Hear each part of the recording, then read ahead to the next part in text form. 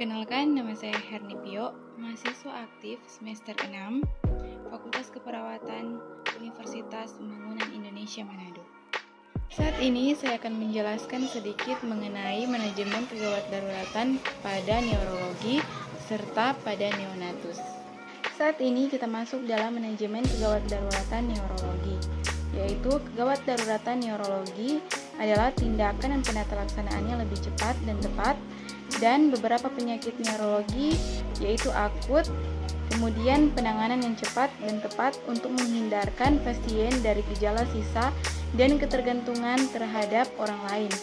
Kemudian diperlukan suatu paduan bagi dokter dan para medis di unit pelayanan terdepan untuk mengenali dan melakukan tindakan lanjut dalam kegawat daruratan neurologi.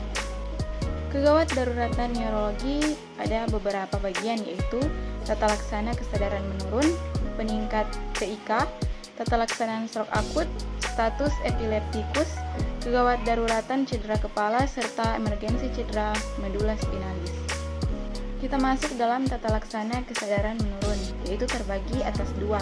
Yang pertama, penyebab kesadaran menurun, yaitu massa supra atau infratentorial, lesi destruktif pada tentronium atau efek toksik, lesi difus pada korteks cerebri.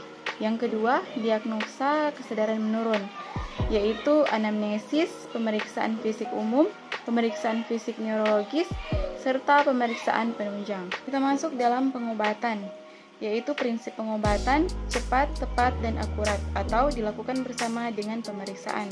Dan juga di sini pengobatan terbagi atas dua, umum dan khusus. Kita masuk dalam umum, yaitu pasien dalam posisi lateral dekubitus atau jika tidak ada KI, misfraktur cervical atau TIC meningkat. Lakukan ABC, airway, breathing, circulation. Imobilisasi jika curiga trauma cervical, serta lakukan EKG dan pasang monitor jantung atau jika tersedia. Kemudian pasang NGT untuk mencegah aspirasi. Secara khusus yaitu pada herniasi. Pertama, pasang ventilator, lakukan hiperventilasi dengan target PCO2 yaitu 25-30 mmHg. Kemudian berikan mannitol 20% dengan dosis 1-2 gram per kilogram BB, kemudian dilanjutkan dengan 0,25 sampai 0,5 gram per kilogram setiap 6 jam. Edema cerebri akibat tumor atau abses dapat diberikan dexamethasone 10 mg, dilanjutkan 4-6 mg setiap 6 jam. Jika CT scan kepala menunjukkan adanya CT yang operable, MIS EDH, konsul bedah saraf untuk operasi. Kemudian tanpa herniasi, ulangi pemeriksaan neurologi yang lebih teliti.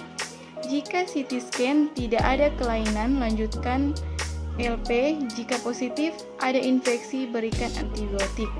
Jika LP positif ada perdarahan, terapi sesuai dengan pengobatan suprasonik.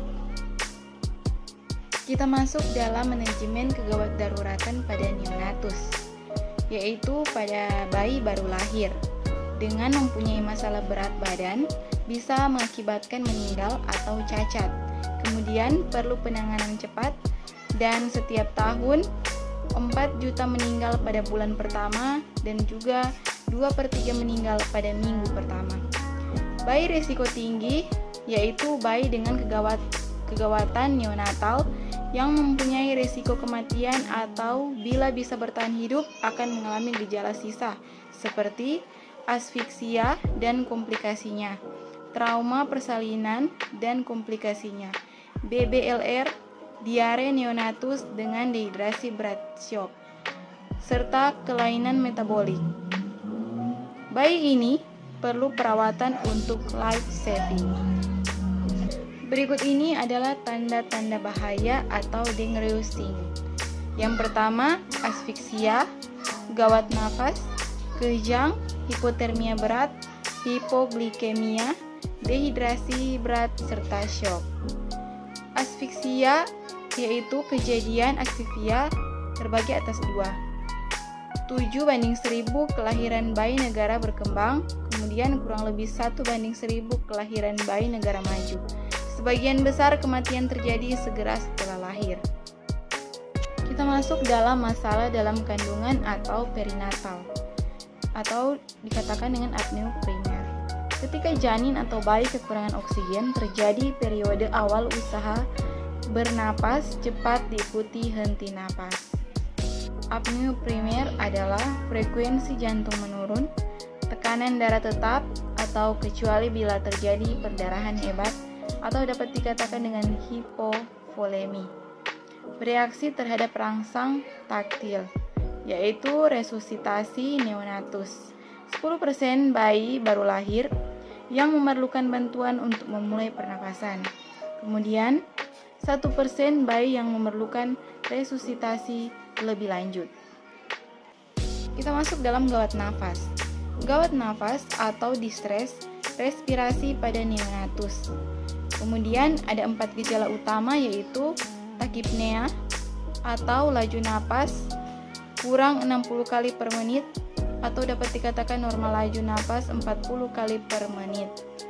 Cyanosis yaitu sentral pada suhu kamar, rektrasi, cekungan pada sternum dan kosta pada saat inspirasi, serta grunting, suara merintih saat ekspirasi. Demikianlah penjelasan singkat dari saya mengenai manajemen kegawat daruratan pada neurologi serta pada neonatus. Kiranya dapat bermanfaat dan terima kasih.